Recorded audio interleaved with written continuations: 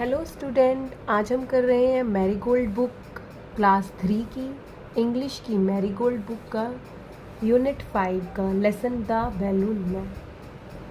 चलो बच्चों शुरू करते हैं। इस प्यारी सी पोएम को पढ़ने से पहले हम इसकी हेडिंग पढ़ लेते हैं। Does a balloon man visit your market? Let's see what this balloon man brings with him. तो ये आपसे क्या कह रहा है? Does a balloon man visit your market? कि क्या बैलून मैन गुब्बारा बेचने वाला आपकी मार्केट में भी आता है? Let's see what this balloon man bring with him. तो चलिए देखते हैं कि ये बैलून मैन अपने साथ, ब्रिंग का मतलब होता है अपने साथ क्या लेकर आता है।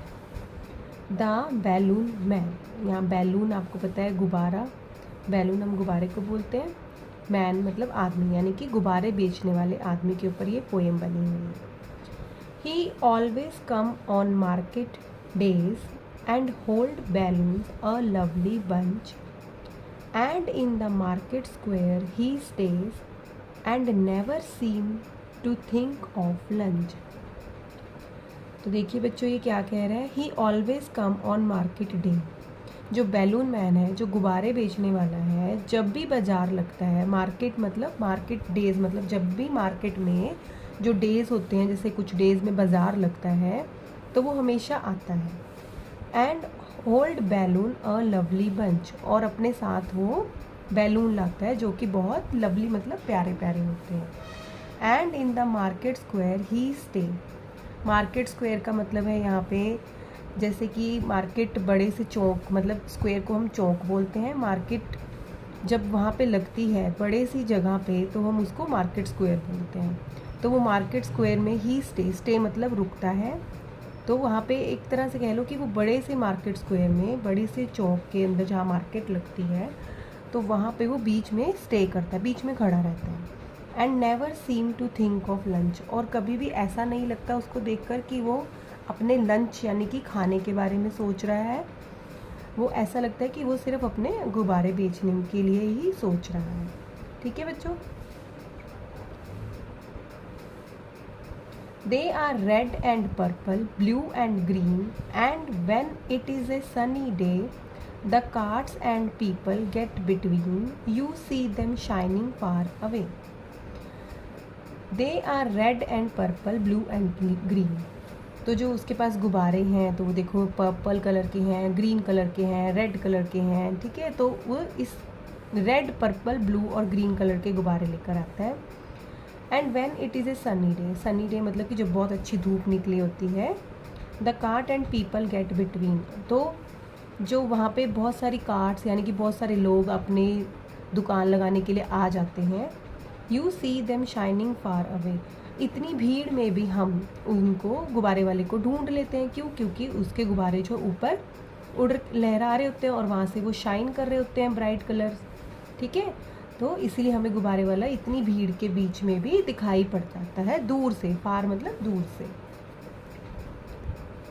And some are big and some are small, all tied together with a string, and if there is a wind at all they tug and tug like anything. And some are big and some are small, मतलब कुछ balloon जो है बड़े होते हैं और कुछ small मतलब छोटे होते हैं। all tied together with a string, tied मतलब उनको किससे बांधा जाता है? स्ट्रिंग मतलब धागे से। देखिए धागे से बांधा हुआ है ना बैलून्स को। And if there is a wind at all, और अगर हवा चलती है, विंड का मतलब होता है हवा चलती है, दे टग एंड टग लाइक एनीथिंग, तो उसमें से टग टग की आवाज़ आती है। ठीक है, जब आपस में टकराते हैं तो उसमें टग टग की आवाज़ निकलती है। Some day perhaps he will let them go and we shall see them sailing high and stand and watch them from below, they would look pretty in the sky. And some day perhaps, तो यहाँ पे जो poet है वो कह रहा है कि शायद किसी दिन, ही लेट देम गो, कि अगर वो गुब्बारों को जाने दे, छोड़ दे हवा में, and we shall see them sailing high, और हम नीचे खड़े होके उनको आकाश में सेल मतलब उड़ते हुए ऊपर तक जाते देखें। And stand and watch them from below, और नीचे खड़े होकर हम उन गुब्बारों को ऊपर आसमान में जाते हुए देखें।